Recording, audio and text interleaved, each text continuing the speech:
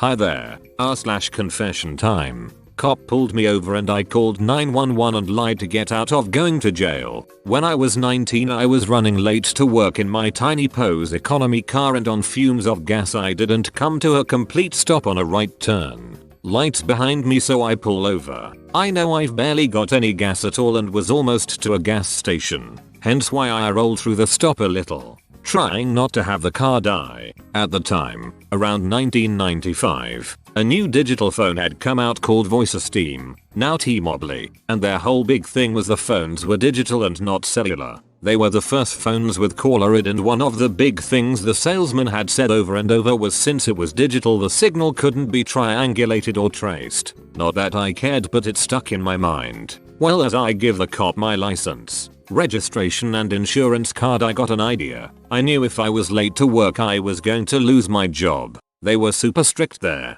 So I get an idea, and right after I hand the papers to the cop and he's walking back to his cruiser I called 911 and tell the operator I just saw a guy with what looked like a shotgun walk into a 7-Eleven that was about 2 blocks away. I confirmed the address, then I hung up.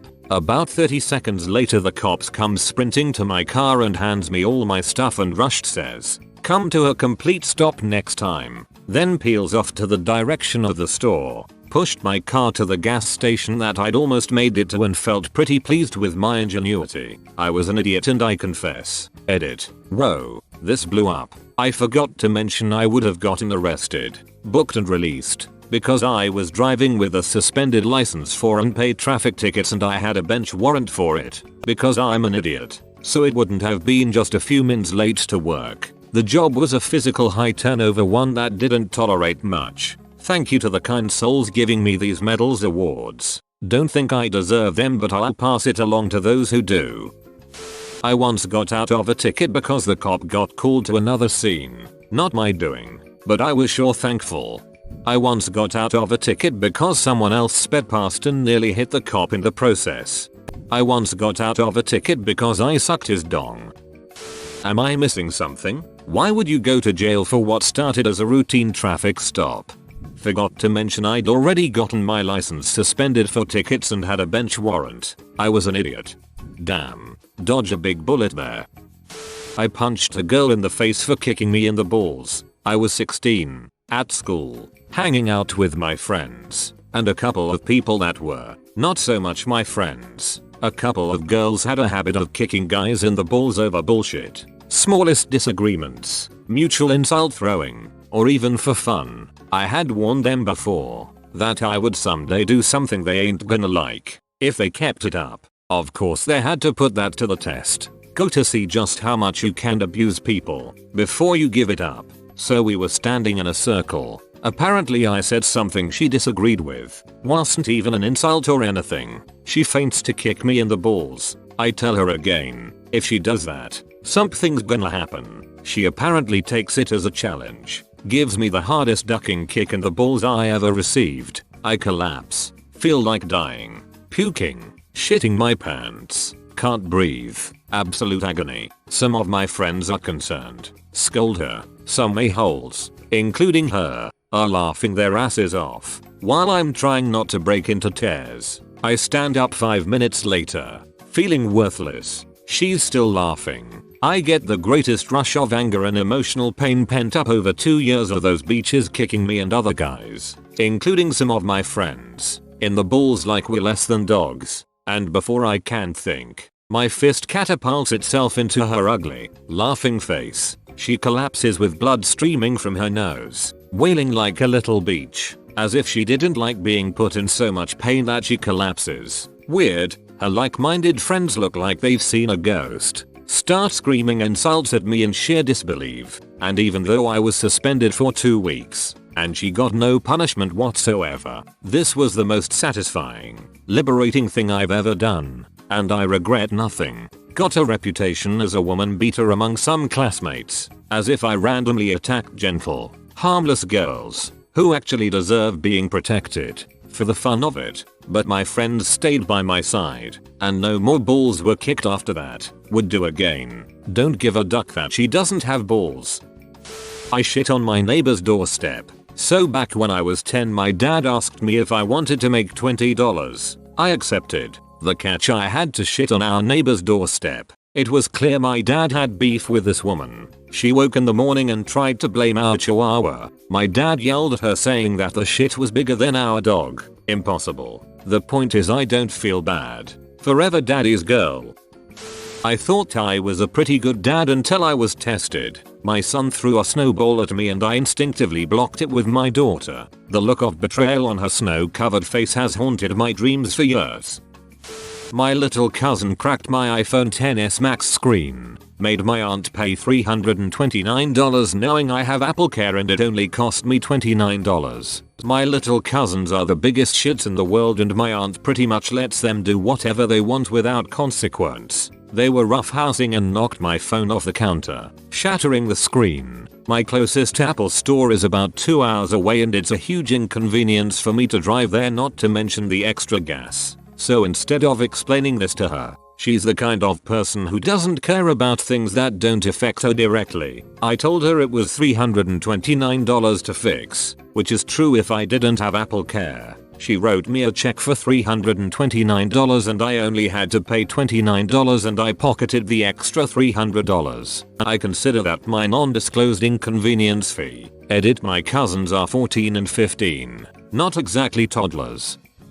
I slept with my daughter's ex-boyfriend. He got me pregnant and I had an abortion. They got back together and got married. This was back in, let me think, maybe 1997? I was 38 and my daughter was 18. And she was dating Harry, who was 24. I was an alcoholic and dabbled in other drugs, mostly cocaine. I was not a good person, let alone mother. Not like I was abusive to my daughter or anything, but I was generally inattentive and cared more about my alcohol and drugs than her, especially in her teen years. I am 14 years sober now. I disapproved of my daughter dating Harry, but I never told her why. He would flirt with me constantly, and the age difference also creeped me out. Also, he was an alcoholic and drug user, just like me. She broke up with him over his alcoholism. Soon after she moved away, not too far, but regardless she didn't live with me anymore. Harry kept calling me and asking if we wanted to get drinks. I turned him down.